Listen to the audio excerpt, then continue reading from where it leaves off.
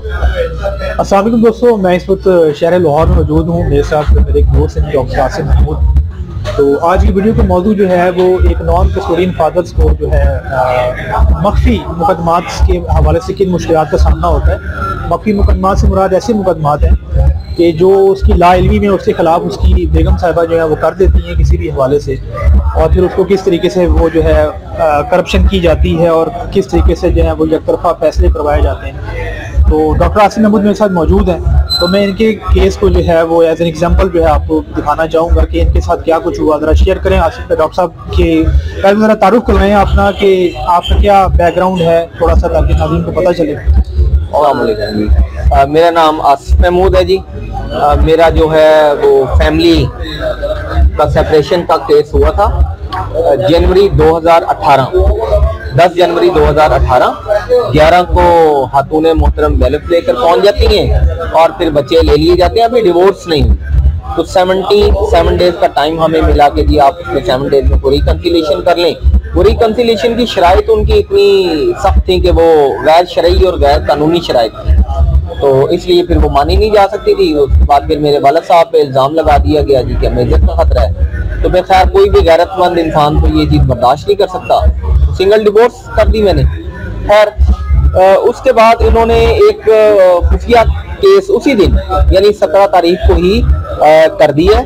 अभी डिवोर्स भी नहीं हुई थी, तो उधर जाके फैमिली कोर्ट के अंदर गार्डियनशिप सर्टिफिकेट के लिए केस मेरे पर फाइल कर दिया।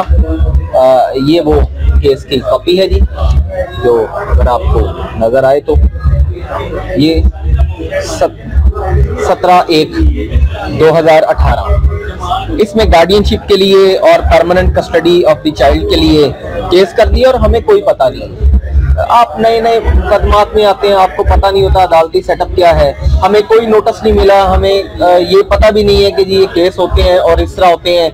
हमें सिर्फ ये पता है कि जी अदालत में उन्होंने हमें बुलाया था सेशन कोर्ट ने, और बच्चे लेके खातून के हवाले कर दिए और बात खत्म हो गई। तो वो केस चलता रहा, इसका कोई नोटिस नहीं आया। कागजों में पता चला कि जी ये तो नोटिस हमें आते रहे हैं, और फिर मेरे वालिद साहब का जाली अंगूठा लगा लिया गया। वो भी बाद में पता चला हमें, वो वेरीफाई हो सकता है। अब आज भी वो हमारे पास मौजूद है और वो वेरीफाई हो सकता है किसी भी जगह से, नादरा से। तो आपको कैसे पता चला कि ये केस आपके ऊपर बना हुआ है, फिर आप इस केस में अंदर हो गए? ये सर कोई 2-3 माह के बाद जब इन्होंने मेंटेनेंस का केस किया, इसका तो उन्होंने हमें बताया ही नहीं। वो मेंटेनेंस का केस किया, उसका भी 2-3 माह के बाद हमें एक नोटिस मिला कि जी आपने जाना है। वो हम कोर्ट में चले गए, खैर वो मेंटेनेंस फिक्स हो गई। ये केस चलता रहा, इसका नहीं हमें पता चला। 1 साल के बाद एक वकील साहब थे हमारे मोहसिन, उनसे मैंने बात की कि जी इस तरह वैलिद बार बार मुझे कॉल कर रहे हैं और वो मुझे कह रहे हैं कि जी आपसे मिलना है, लाजमी तौर पे मिलना है। तो उन्होंने कहा आपका मिलना तो जरूरी नहीं है, आपका तो कोई इस तरह का इशू भी नहीं है कि वैलिद का आपसे मिलना जरूरी हो। तो उन्होंने फिर उनसे कॉल की, वैलिद ने खैर उनको नहीं बताया। फिर उन्होंने कोर्ट से पता किया, उन्होंने फिर मुझे बताया कि जी आपके खिलाफ तो एक केस हुआ है। और ये केस किस चीज का हुआ था? जो ये सर गार्डियनशिप सर्टिफिकेट और बच्चों की कस्टडी के लिए केस था। अच्छा, गार्डियनशिप के बारे में थोड़ा अपने नाज़रीन के लिए एक्सप्लेन कर दूं जी, कि जिस तरह एक फिजिकल कस्टडी होती है ना बच्चे की, इस तरह उसके बच्चे की डॉक्यूमेंटेशन की हद तक जो है ना उसकी जो कस्टडी होती है उसको लेने के लिए, उसके राइट्स लेने के लिए गार्डियनशिप का केस किया जाता है कि माँ उसका पासपोर्ट बनवा सके, फिर माँ उसको मुल्क से बाहर लेकर ट्रैवल कर सके। तो इनके बच्चे को भगाने के लिए जो है ना ये केस अमूमी तौर पर किया जाता है, ताकि बाप बिल्कुल ही जो है, वैसे भी तो उसकी तो बाप की तो खैर कोई हैसियत है ही पाकिस्तान के कानून में, जो बराए नाम किस्म का एक नेचुरल गार्डियन का जो लकब मिला है ना बाप को, इसकी कोई औकात नहीं है। तो उसको भी खत्म करने के लिए ना ये केस किया जाता है। उसके बाद फिर सर ये हमारा चलता रहा। कोर्ट ने मेंटेनेंस फिक्स कर दी, वो हमने एज पर लॉ देनी शुरू कर दी विद इंक्रीमेंट, और उसमें कोई लैप्स नहीं रखा क्योंकि कोर्ट का ऑर्डर था और उस ऑर्डर को हमने कंप्लाई किया। ये पूरे 5 साल 9 माह की स्टेटमेंट है, जिसमें लाइबिलिटी एक तरफ है 10,26,000 और पेमेंट है 10,26,000। ये पूरी डिटेल के साथ, और यहाँ पे लाइबिलिटी दी हुई है। ये हम देते रहे क्योंकि कोर्ट में जो ऑर्डर था वो हमने कंप्लाई किया। उसके अगेंस्ट में कोर्ट ने हमें कुछ राइट्स दिए कि बच्चे को आप मिल सकते हैं। तो बच्चे की मुलाकात के लिए, घर की मुलाकात के लिए एक ऑर्डर भी कोर्ट ने जारी कर दिया 14/9/2019 को। तब से लेके आज तक यानी कि 6 जनवरी 2024 4 साल के अंदर एक भी मर्तबा कंप्लाइंस नहीं हुई कोर्ट के ऑर्डर की। मुतअद्दिद मर्तबा CRPC 100 के वारंट्स निकले, वो जूते की नोक पे रख दिए जाते हैं वारंट्स। उनकी मुझे नहीं समझ आती कि क्या हैसियत है उन वारंट्स की। कानून में तो हम पढ़ते हैं बहुत कुछ के जी आप तो सोच भी नहीं सकते हैं वारंट की वायलेशन के लिए, लेकिन यहाँ पे कुछ और ही हमें होता हुआ नजर आता। तो डॉक्टर साहब ये आपको केस पता कैसे चला गार्डियनशिप का? ये तो आपके इल्म में था ही, ये तो वकील साहब ने पता किया। उसके बाद फिर पिछले साल यानी अगस्त की 5 तारीख को दोबारा एक केस गार्डियनशिप का फाइल कर दिया जाता है। वो पुराना केस इन्होंने वापस ले लिया। तो 5 अगस्त 2023 4 अगस्त 2023 अगर आप देख सकें डेट, ये दोबारा एक केस फाइल कर दिया मेरे खिलाफ गार्डियनशिप का। अब वो मैं अचानक छुट्टियों में कोर्ट आया तो मुलाकात बच्चे से थी, वो नहीं कराई गई। उसमें मैं कागजात देख रहा था पुराने, तो उसमें मुझे एक जगह पे लिखा हुआ नजर आया मेरा नाम। तो मैं हैरान हुआ कि ये मेरा नाम तो इस डेट में आना नहीं चाहिए, ये किस तरह आ गया है। वहां पे पता चला जी कुछ केसेस ट्रांसफर हुए हैं, तो ये केस ट्रांसफर हुआ है। मैं यही समझा कि शायद मेरा केस ट्रांसफर हो गया। मैं पहली अदालत में गया जहाँ पे ट्रांसफर लिखा हुआ था, उन्होंने कहा जी इस नाम का तो कोई केस नहीं है। दूसरी अदालत में भेज दिया, वहां चला गया, खैर उन्होंने कहा जी इस नाम का नहीं है। फिर मैंने अपनी बच्ची का नाम बताया। मुझे कुछ अंदाजा हो चुका था कि इनकी नेचर का कि ये किस किस्म के काम करते हैं। तो फिर तीसरी अदालत में उन्होंने मुझे भेजा, तो वहां पता चला जी कि गलत नाम लिख के और उस केस को वहां पे फाइल किया हुआ है।